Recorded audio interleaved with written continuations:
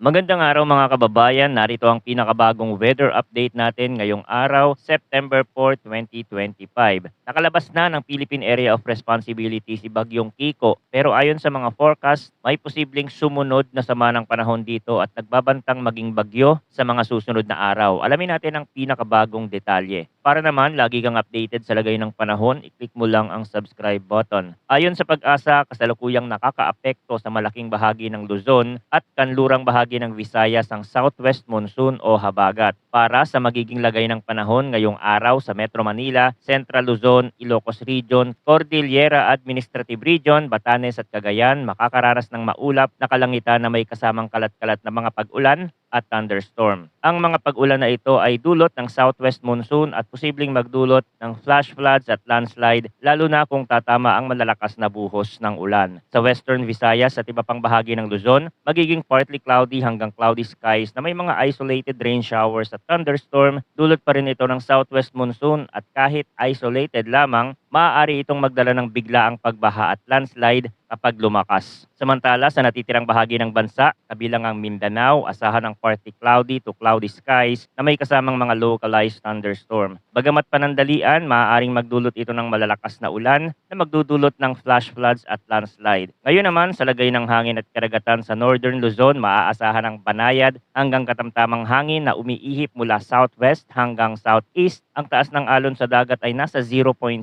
hanggang 1.5 meters. Kaya't mag-ingat pa rin ang mga mangingisda at maliliit na sasakyang pandagat. Sa iba pang bahagi ng bansa, kabilang ang Visayas at Mindanao, banayad hanggang katamtaman din ang hangin mula south hanggang southwest na may taas ng alon na 0.6 hanggang 1.5 meters. Ngayon, silipin natin ang update sa mga posibleng mabuo na low pressure area o bagyo sa susunod na mga araw. Base sa mga international weather model, partikular ang GFS model, may nakikitang posibilidad na sa Friday or Saturday ay may mabubuong low pressure system sa hilagang bahagi ng Northern Luzon. May isa pa ring posibleng mabuo sa kanlurang bahagi ng bansa. Ayon sa kanilang forecast, maaaring maging bagyo ang mga ito habang kumikilos pahilaga. Bagamat hindi inaasahang direktang tatama sa kalupaan ng Pilipinas, maaari nitong palakasin ang southwest monsoon na magdudulot ng malalakas na pag-ulan sa ilang lugar ng bansa. Sa kabilang banda, ayon sa European model na mas kilala sa pagiging mas accurate pagdating sa medium range forecast, nakikita nila na mas mataas ang tsansa ng pagbuo ng bagyo sa kanlurang bahagi ng bansa, partikular sa West Philippine Sea, bago ito tumungo papuntang China. Ibig sabihin, iba-iba ang nakikitang senaryo ng mga modelo, maaaring sa hilaga o kanlurang bahagi mabuo at kumilos ang mga sama ng panahon, ngunit ang malinaw ay posibleng magkaroon ng mga bagong bagyo sa loob ng mga susunod na araw. Kaya mga kababayan, napakahalaga na huwag maging kampante kahit wala pang aktibong bagyo na direktang tatama sa ating kalupaan, ang epekto ng habagat ay sapat na para magdala ng malalakas na pag-ulan. Katulad ng mga nakaraang linggo, nakita na natin ang mabilis na pagbaha sa mga urbanized area